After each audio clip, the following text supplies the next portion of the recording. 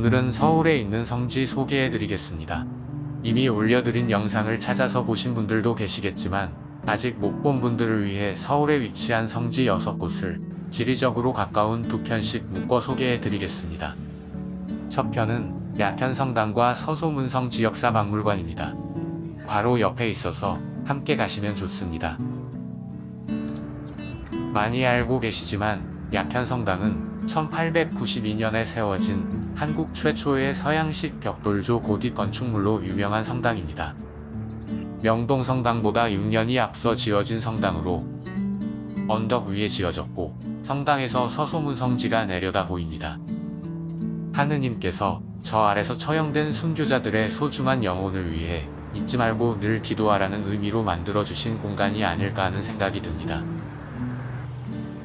지금의 서소문성지가 위치한 곳은 서소문방 내거리라 불리었습니다. 당곡의 세남터 절두산 성지와 함께 조선시대 공식 차명장이었으며 이는 사직단 서쪽에 처형장을 두어야 한다는 예기의 가르침을 따른 것이라고 합니다. 사법기관과도 가깝고 많은 사람이 오고 가는 칠패시장이 있어 사람들이 보는 앞에서 처형을 행하여 일벌백계의 효과를 보려고 했다고 합니다. 나머지 절두산, 세남터, 당곡의 그리고 서강대학교 노보산 성지를 이어서 소개해 드리겠습니다. 그럼 첫 편으로 약현성당과 서소문성지 박물관 편 보시겠습니다.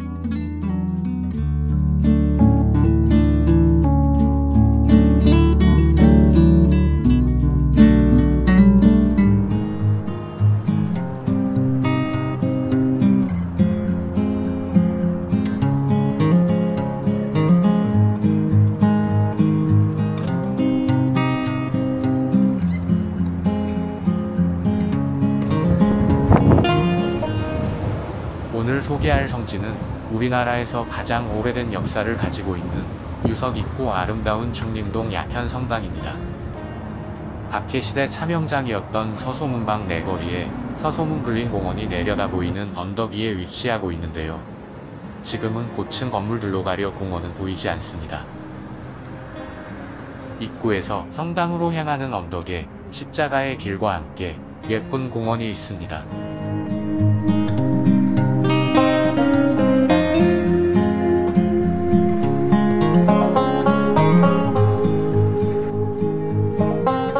벚꽃이 피기 시작한 시기라 꽃 구경도 하고 점심시간을 이용해 산책 나온 사람들도 눈에 띄었습니다.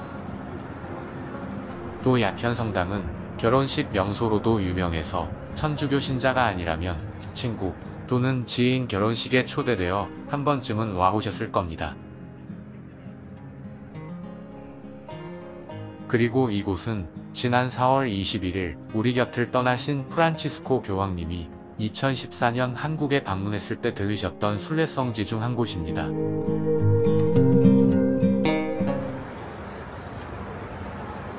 (1891년) 명동성당의 모본당으로 설립되었고 이듬해 1892년에 완공되었는데 한국 최초의 서양식 건물이자 벽돌조 건축물입니다. 약현이라고 불리던 언덕을 매입해 성당 건축에 터전을 마련했다고 하는데요. 옛날에는 이곳에 약초를 재배하는 밭이 많아 약초밭이 있는 고개라는 뜻으로 약전현이라 불렀고 이를 줄여 약현이라 하였다고 합니다. 성당 출입구 위쪽으로 따라가 보면 종탑이 있는 사각형 벽돌이 있고 그 위로 십자가가 보입니다. 좌우에 하나씩 성당으로 들어가는 옆문이 있고요. 안으로 들어가면 아담하고 소박한 성당 내부가 눈에 들어오는데요. 이곳에 가만히 앉아있노라면 마음의 평온을 찾으실 수 있습니다.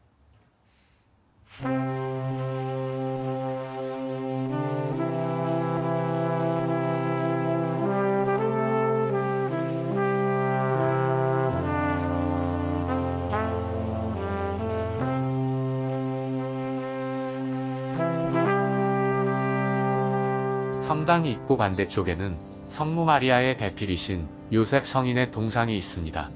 중림동 약현성당의 주보 성인인데요. 예수님의 양부이며 성가정의 보호자이신 요셉 성인을 담고자 하는 바람에서 주보 성인으로 정했다고 합니다. 그 앞에 마주보고 성모 마리아 동상이 있습니다. 그 오른편에는 1991년 약현 성당 100주년을 기념하여 만들어진 서소문 순교자 기념관이 있는데요.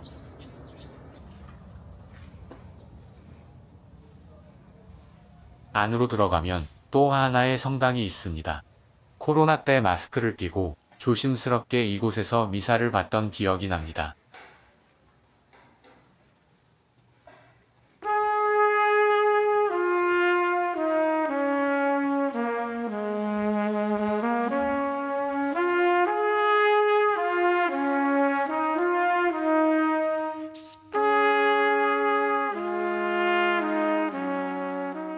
그 옆에는 서소문 순교성지 전시관이 있는데요. 입구에서 프란치스코 교황님이 반기고 계십니다. 이곳은 2009년 기념관에 있던 전시품들을 옮겨 이곳 피정의 집이었던 공간으로 확장하여 이전했다고 합니다. 순교 정신을 기리고 귀중한 유물과 유품, 그리고 한국 가톨릭 교회사와 관련된 다양한 자료들이 전시되어 있습니다.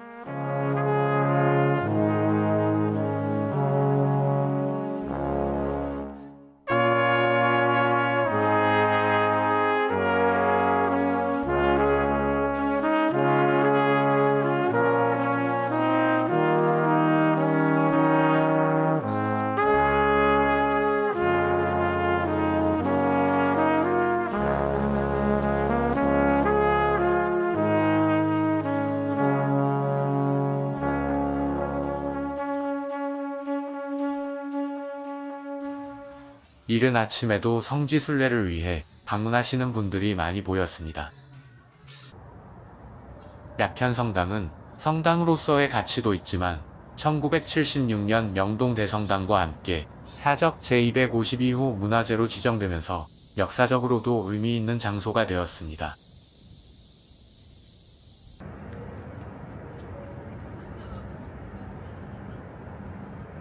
성당 옆에는 1971년 지어진 오래된 아파트가 있는데요. 약현 성당의 주보성인 이름을 따서 성요셉 아파트라 지었다고 합니다. 중공 초기에는 성직자와 신도들이 많이 거주했다고 합니다. 아파트 모양이 특이한데요. 언덕지형을 그대로 살려지어 낮은 쪽의 5층과 언덕 쪽의 2층이 하나의 복도로 이어져 있습니다. 복도 창문 너머 약현 성당이 멋지게 보입니다. 그리고 2021년이 본당 설립 130주년이었는데요. 이를 기념하여 주제 선구를 정하였다고 합니다. 시편 36장 10절 당신께는 생명의 샘이 있고 당신 빛으로 저희는 빛을 봅니다. 이 말씀을 기억하면서 비 내리는 어느 여름날 약현 성당으로 가볼까요?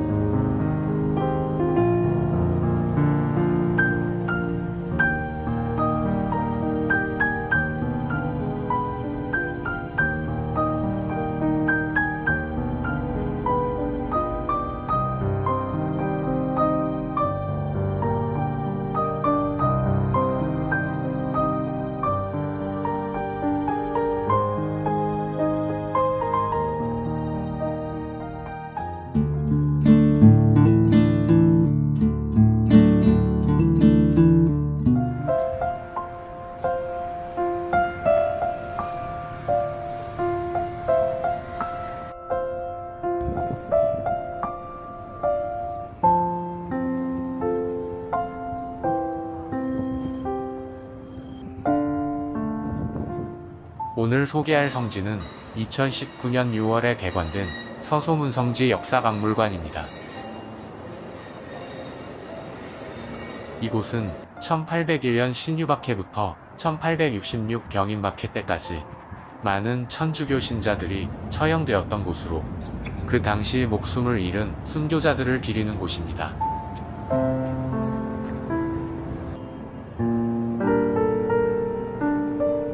그 아래 지하 1층을 시작으로 지하 3층까지 다양한 공간이 준비되어 있습니다.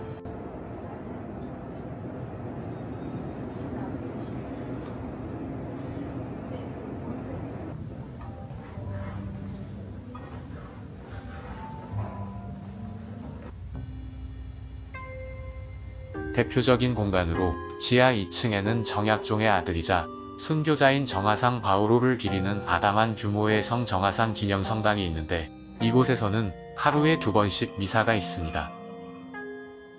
서소문 방내거리 참영터에서 순교한 정화상과 그의 가족을 기리기 위해 마련되었습니다. 성당 안쪽에는 처형당한 자식의 머리를 품에 안고 서 있는 어머니 동상이 있는데, 예수님이 십자가에 못 박혔을 때 성모님의 고통을 말해주는 듯합니다.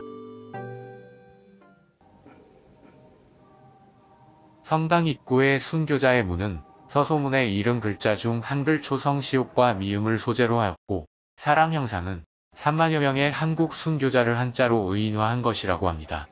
노랑 사각점 44개는 서소문 방내거리 순교성인 44명을 의미합니다.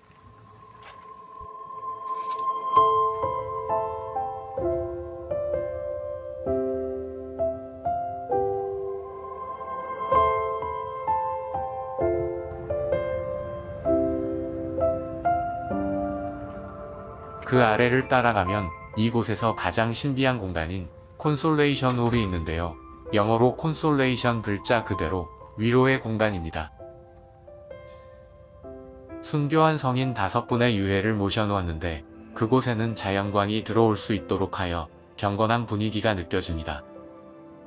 가만히 앉아있으면 조용한 음악이 흐르고 360도의 사면벽에서는 스테인글라스 등 아름다운 이미지 영상을 볼 수 있습니다.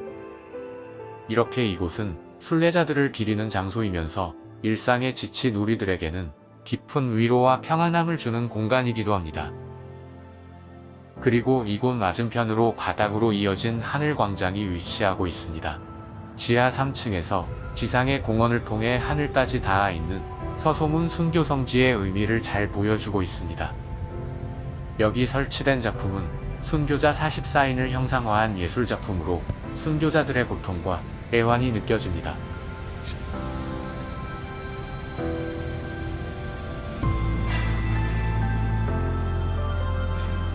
그 안쪽으로 하늘의 길이라는 미디어 아트 전용 공간이 있습니다. 일정 기간을 두고 다양한 주제의 미디어 아트가 제공되고 있는데요. 신비한 음악과 함께 천국으로 들어가는 문을 보여주고 있습니다.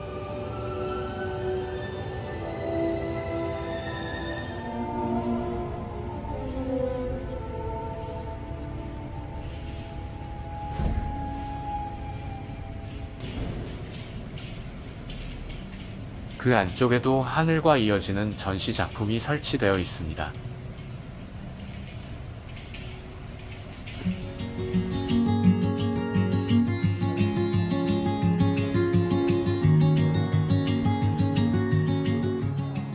그리고 상설 전시관은 프랑스 파리 지하 묘지인 카타콤을 모티브로 했다고 합니다. 이곳에는 조선 후기 사상의 흐름과 서소문 지역의 역사에 대한 다양한 자료와 기록이 전시되어 있습니다.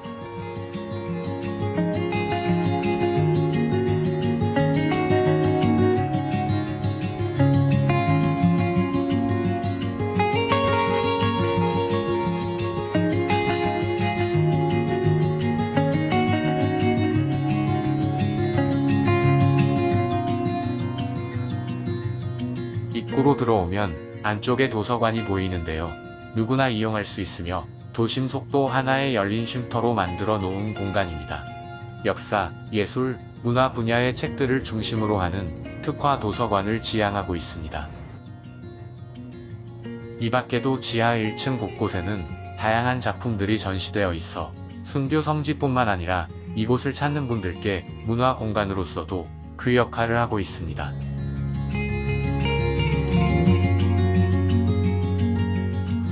그리고 이곳은 순교 성지의 의미 외에 건축 디자인으로도 유명하여 많은 사람이 찾는 곳으로 2019년 서울시 건축상 최우수상을 받았습니다. 건물 외관과 안쪽에 전시되어 있는 작품들을 자세히 보면 하얀 벽과 빨간 벽돌의 대비가 특이한데요. 하얀 벽은 순교자들의 몸에 난 상처를, 빨간 벽돌은 피를 의미한다고 합니다.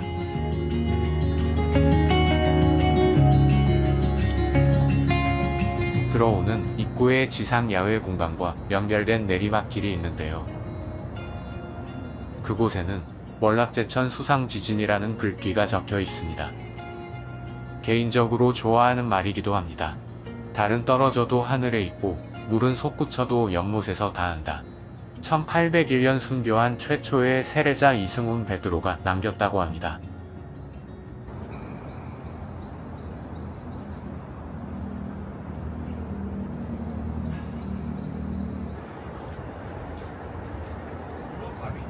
순교자 현양탑은 44명의 성인과 목자 27명을 비롯한 희생된 수많은 순교자들의 넋을 기리기 위해 1999년 이곳에 세워졌습니다.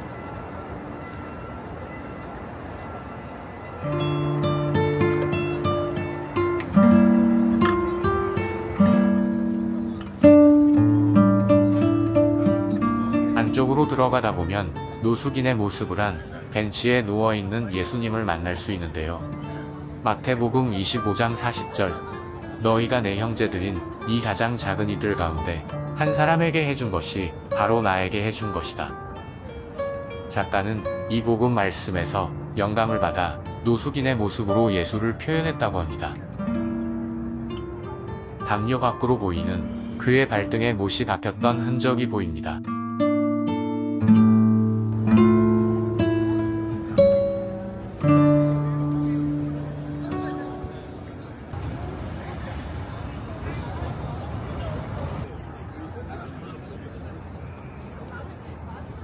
그 뒤쪽에 뚝개 우물터가 있는데요. 이곳이 순교지인 만큼 이 우물은 망나니가 사람을 죽일 때 뚜껑을 열고 칼을 씻었던 곳이라고 합니다. 아픈 역사가 서려 있는 곳입니다.